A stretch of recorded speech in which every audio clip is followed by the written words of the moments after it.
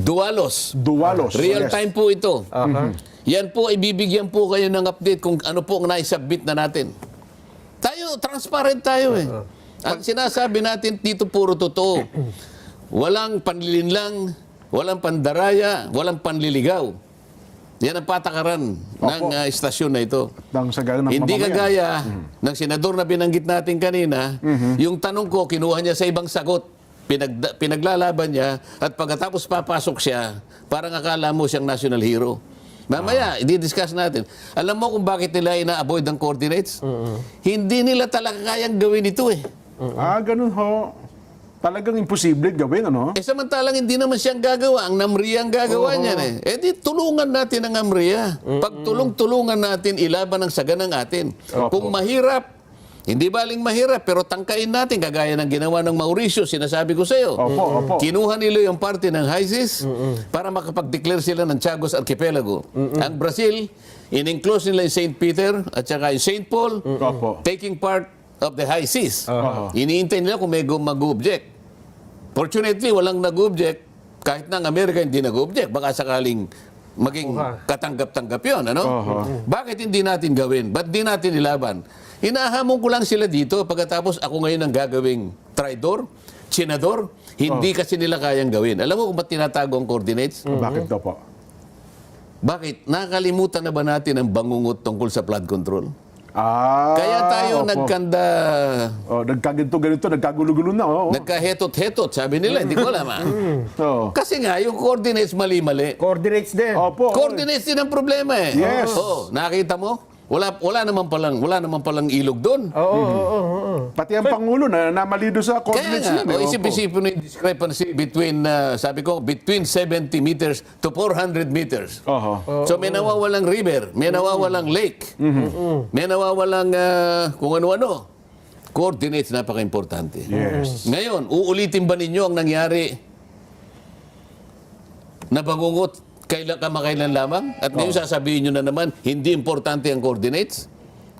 Ito, bansa na lang natin. Ngayon, pinag-uusapan lang natin flood control. Puro tubig ang pinag-uusapan dito. Ngayon, isasangkot nyo na naman ng West Philippine Sea. Gusto nyo mag-drawing, hindi nyo alam kung saan kayo magsisimula at saan kayo hahangga.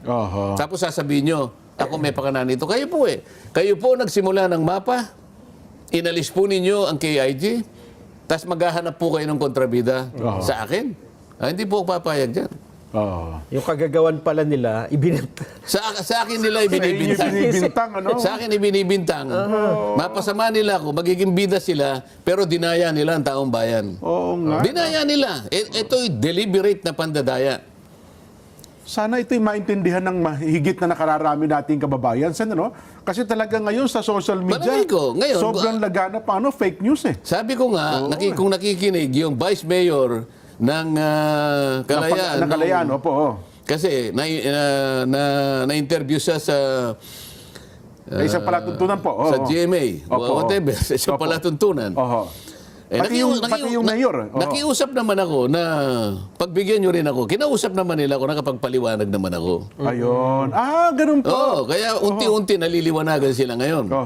Pwede ba nating ipasinag yung parte na pinagsama-sama, in-splice ni Senator Ping para lang palitawin niya, para lang imali niya, dayain niya, iligaw niya, linlangin niya ang mamamayang Pilipino?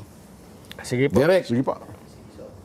Na yung mga ibang features na ino-occupy natin ay labas sa ating exclusive economy. Hindi siya sumagot. Hindi na kaya sabi ko, huwag kang mahihiya, be honest, Kapitan. Wala sila kako sa loob ng ating exclusive economy. Pero sinabi ko nga, I will not take it against you. Ngayon, ang tinanong ko uli, yung nga sinasabi ko, anong political gain, anong economic interest ang ating makukuha kung papayagan natin si Commodore Tariela na hiyain sa magitan ng mga caricatures ang mga heads of state ng ibang bansa. Sinabi niya, we will fight for... doon niya pinasok yun. So pinagsama-sama po niya, para sa ganon, akala mo, pinag-give up ko, sumagot, ilalaban po namin yan, kinongratulate naman niya, nakita niyo kung paano niyo pinagsama-sama? Na para bagang ang dating, kinakampihan niya yung si Captain Pilar Kasi nga, Oo. yung mga sagot daw niya. Samantalang sa mga ang tanong pinag-uusapan naman namin doon, nung i-give up mo ka ako, Oo. para hindi ka mahirapan sapagkat hindi mo maido-drawing talaga ang West Philippine Sea. Ang layo. So, gusto ko siyang tulungan sa kanyang paghihirap nasagutin na talagang hindi, kung nga yung mga Namria, hirap na hirap siya pa kaya. Yung kapitan. Talagang hindi mo ka ako magagawa. Para magawa mo yan, para makumpleto mo yan, you give up your KIG. Doon niya kinuha yun. Pagkatapos naglabas siya ng marami pang mga pagpapahayag. Hindi ko lang naibigay kayo, pero babasahin ko. Kasi feeling niya, Sen, mukhang Ito, pakikita ko, gawa niya ito. Sa kanya galing ito, babasahin ko lang. In geopolitics, sabi meron niya. doon tayo. Sige, ipakita niya sa Itong ganito? Yes. Yan. Sige. Sige po, ano po laban, Sen? Habang Sabi niya, in geopolitics, Okay. Ang kanyang Yun ang kanyang premise. hindi ko alam.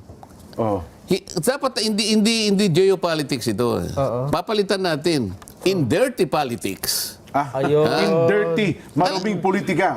Siya nagpasimula nito eh. Hindi geopolitics ito eh. Dirty politics ito. Kasi ang geopolitics is a study of how geographical factors such as location, natural resources, climate, and topography influence international politics, foreign policy, and power relationship between nations. Yun ang geopolitics. Ang layo naman. I-define niya sa pagkuha ng mga impormasyon, nag-i-involve ng mga traitors, homegrown traitors, ewan ko kung sino na naman ang kanyang tinutukoy. Pinatutungkulan na naman siya. Mahilig siya sa ganito eh. Mahilig siya sa paggawa ng ganito. So, dinipay niya yung geopolitics sa kanyang sariling imahinasyon. Nakialam na naman siya sa debate namin na sana matuloy na. Gumawa na naman siya ito. Nandiyan ba sa ating screen yan? Ang dami niyang pinakikialaman na hindi naman siya kasangkot. Sa mapa, hiniwalay nila eh. May not only be agonizing and pointless, but could potentially affect the basic right of abode of the Filipinos already living there. Lacson thus appealed to retired Supreme Court Justice Antonio Carpio, University of the Philippines Professor, Attorney Batong Bakal, to spare Filipinos from such debate. Parang nagmamalasakit siya na. May bahid ng pagmamalasakit, ha? Ang daming pagsasawsaw na hindi ko maintindihan. Anong balak mo ba rito? Kaya nga tanong ko sa inyo kanina, Okay. yung dalawang tanong sa isang kadete sa paggabay at sa pamagitan ng dalawang pagtatanong. Do I intend to deceive? Do I intend to gain undue advantage? Dapat palang isasagot mo rito ay hindi. Okay. Para ikaw ay ituring na honorable. Masasagot niya ba ng no itong ginagawa niyang ito? PMA ito Philippine Military Academy. Dalawang tanong ang gagabay sa isang kadete. Opo. Bakit niya, ito yung tinatanong ko sa kanya, ba't niya ginagawa ito? Ito pa sa Twitter, X. An earnest appeal to Justice Antonio Carpio, Attorney J. Batong Bakal. Let's spare our country, especially our manabuin ang issue ng flood control. Doon pa lang ito yung hinahanap sa iyo ng tao. Dito ka hinahanapan ng output. Ninakaw, nilimas ang kabang bayan. Pero pa iba-ibang pinatutungkulan. Sabi niya, i-charge natin si ganito. Ngayon, hindi na natin i-charge naman. Ano ba talaga? Saan ba talaga patutungo ito? So, imbes na ito ang bigyan niya ng focus, ng attention. Pinaka-focus ng attention sapagkat ito ang kailangan ayusin mo. Naghihintay ang milyon-milyong kababayan mo. Dahil ikaw ang chairman yan. Pagkatapos pupunta ka na naman dito, pati yung pagliliwanag sana, para ngayon ay mapag-usapan ang lahat ng issue, may kinalaman sa masalimut na issue na yan, sasabihin mo na naman, wag na kayo makipagbate. Ano bang pakialam mo dito? Di ba? Lahat gusto niyang pakialaman. Siguro, baka sabihin niya, bilang senador ng bayan, siyempre, baka may pakialam din po siya, Sen, di ba? Pakialaman mo yung talagang makabubuti sa bansa natin. Ayun. Bakit pagka pagliliwanag, nakikialam ka? Pero yung paglalabo, pinipilit mo. Itong pinag-uusapan natin yung flood control Ito yung liniwanagin mo. Huwag mo palalabuin. Hindi pa tapos dito sapagkat kung sakali makakuha kayo ng pipirma, kung sakali lang magtagumpay kayo, makakuha kayo ng pirma na labing isa. So it becomes the majority report. Okay. Okay? Majority report. O edi, i-adapt natin. Okay? O paano ngayon? Pagtayo mo ngayon, i-depensa mo sa plenary yan. Yun ang Diba? proseso. Yun pala. Ito yung dapat nating bigyan ng pagpapalaga. Nilimas ang kabangbayan. Hindi mo pa nga naliliwanagan eh. Ang daming malabo dito. Ang daming pinalabo dito. Pati direction hindi na malaman. Pati coordinates. Pati coordinates. Noon pa sinabi ko na pagkatapos tinangka nilang basagin. At tapos bandang huli, inamin na naman. Ngayon sabi niya, I'll make one emphasis. Opo. I will go wherever evidence leads us. Yun na nga, tindi nun, Sen. Natatandaan ko yun. Ano ngayon? Papunta lahat sa sapsap. Nabanggit sa Papunta inyo. lahat sa sapsap eh. Yung ba yung direction, pupuntahan natin ang mga sapsap? Parang yung talagang direksyon niyan, Sen. Kasi ayaw niya paabutin yung palalaking isda eh. Kaya siguro, yung sa paggawa ng West Philippine Sea, Yun ang baka nakitang sinakop nila alternatibo. sapsap lang. Paano yung KIG? Tinatanong ko uli, titignan po ninyo, balikan po ninyo yung mapa. Bakit po ninyo hiniwalay Ang KIG. ang KIG? Hindi po kami gumawa niyan, ginawa po ng ating pamahalaan. At nung isubmit po yan sa tribunal, kasama si Justice Carpio, kasama si Batong Bakal. Tapos Ngayon, ang mangyayari ngayon, stopel. Hindi na natin kayang baguhin yon kasi sinabmit natin Naisabit dyan. na, Hindi lamang yun, marami pang mapang ganun din ang uri. Hindi lamang yun pinakita, isa lamang yun sa pinakita ko. Pagkatapos sasabihin nyo, merong isang traidor. Tapos kayo ang sasabihin, hindi nagsasalitang hindi teritoryo ng Pilipinas ang KIG. Pagkatapos sa akin yung sasabing, Parang ipinamimigay niyo raw ang KIG. pagkatapos hahamunin pa ako sa sinabi kong, whether or not the KIG is part, kayo nga ang nauna iniwalay nga ninyo eh. Pero ano pang original version? Alam mo, Sen? kaya hindi ko muna nilabas yan. Ayaw kung kahit papano, siyempre yung gobyerno nagkamali siguro. Bakit ganun? Oo nga Pero po. napilitan na rin ako eh. Paano? Sa akin ipinupukol ang pagkakamali na sila ang gumawa. Pagkatapos pagtatakpan nila yung kanilang pagkakamali. Huwag ka mag-alala, Justice Carpio. Meron ka pang isang araw tatalakayin namin kung paano mo ipinamigay ang halos 242,000 square nautical miles ng ating territorial sea. Bay, napakalaking bahagi ng Pilipinas to, Sen. Yan ay yung pinaka-ebidensya ng treason. Alam mo kung bakit, Jen? Doon sa kanyang ginawang pagdidesisyon, inakala niya, Ito po, Sen, desisyon na po niya ito, Pero desisyon niya ito. Ito, maalala niya, sasabihin ko sa kanya, Magaliona